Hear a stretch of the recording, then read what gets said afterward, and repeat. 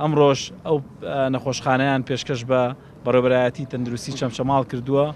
ئێمە زۆر سپاسیان دەکەین، دەستخۆشیان لێ یەکەین و ئێمە بەڵێنە دەین کە بە زووترین کات بە پێی تواناکانمان بتوانین نەخۆشخانەکە بخەینە گەڕ و بیخەینە خزمەتی خەڵکی بە شەرەفی چەمچەماڵ بۆ ئەوەی لە نەخۆشی کۆرۆنا بتوانێت خزمەتێکی خەڵکی ناوچەکە بکە.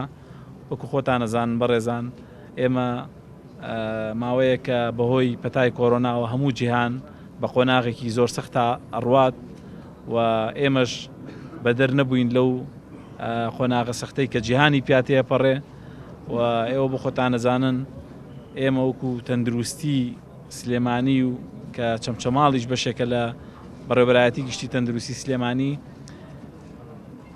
ئێمە ژێرخانێکی تەندروستی زۆر بەهێزمان نەبووە پێشتر و بەهۆی ئەو قەیرانە دارایی کە حکوومەتی هەرێمی تیا بووە کێشەی زۆر گەورەمانە بووە.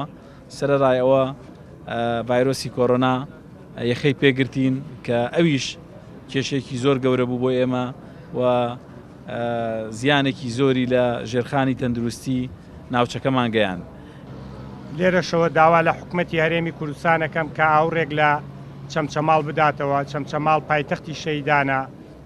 ئێمە لەم سنوورە زیاتر لە 1500 خانەوادەی شەیدمانەیە، جگە لە تێکۆشەر، جگە لە کەمەندام، جگە لە پێشمەرگا، جگە لە زیندانی سیاسی، جگە لە ڕێخستنی دێرین کە بە قەنەعەتی من ئەم حکوومەتەی کە ئیستا هەیە بەرهەمی خوێن و خەبات و ماندووبوونی ئەوانە، بۆیە حەقی حکوومەتە کە ئاوڕێک لە چەمچەماڵ بداتەوە. بەداخەوە چەمچەماڵ چەند ساڵێکە بەهۆی ئەم قەیرانەوە لە کۆمەڵێ ڕووەوە، لە ڕووی ئاوەدانی، لە ڕووی ئاوەوە، لە ڕووی خزمەتگوزاریەوە پەراوێز خراوە.